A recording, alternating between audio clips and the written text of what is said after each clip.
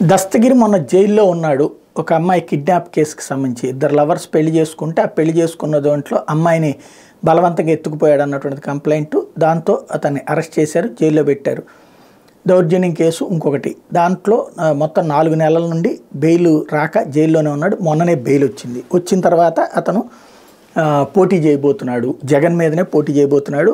జడ శ్రవణ్ కుమార్ వాళ్ళ పార్టీలో, జేబీఎం భారత్ పార్టీలో. అయితే ఇక్కడ అసలు పాయింట్ ఏంటయ్యా అంటే, తను మొన్న ఒక కీలకమైన ఆరోపణ చేశాడు. జైల్లో నన్ను వచ్చి 20 కోట్ల రూపాయలు ఇస్తానని చైతన్య దేవిరెడ్డి వాళ్ళ అబ్బాయి అడిగాడు అన్నాడు. ఇప్పుడు దాని మీద జైలు అధికారులు వివరణ ఏంటది, ఆసుపత్రిలో ఇదే వాళ్ళు మెడికల్ క్యాంప్కి వచ్చారు, మేము అందరం పక్కనే ఉన్నాం, అతన్ని అసలు కలవలేదు, మేమే సాక్ష్యం అంటూ. అక్కడ సీసీ కెమెరాల సాక్ష్యం ఉంది, నేను చైతన్య మాట్లాడుకోవచ్చు. ఇప్పుడు అసలు పాయింట్ ఏంటంటే, ఎప్పుడూ లేనిది ఖైదీల మీద ప్రేమ ఇప్పుడే ఎందుకు పుట్టుకొచ్చింది? ఇప్పుడు ఏదన్నా ఓ స్వచ్ఛంద సంస్థ, రోటరీలు, లయన్సులు, లేకపోతే ఆర్యవైశ్య సంఘాలు, ఇట్లాంటి బోర్డులు అంతమంది స్వచ్ఛంద సంస్థల పెడతా ఉంటుంటారు. ఆ స్వచ్ఛంద సంస్థ వైద్య శిబిరాలు పెట్టారంటే ఒక అర్థం ఉంది.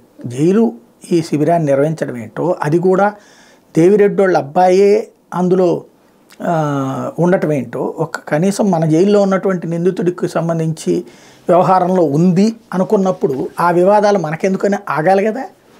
అంటే ఇక్కడ ఎవడు ఏం పట్టించుకోడు అన్నటువంటి ధోరణిలో సాగిపోతూ ఇప్పుడు దాని మీద వివరణలు ఇచ్చుకుంటున్నది జైలు అధికార యంత్రాంగం.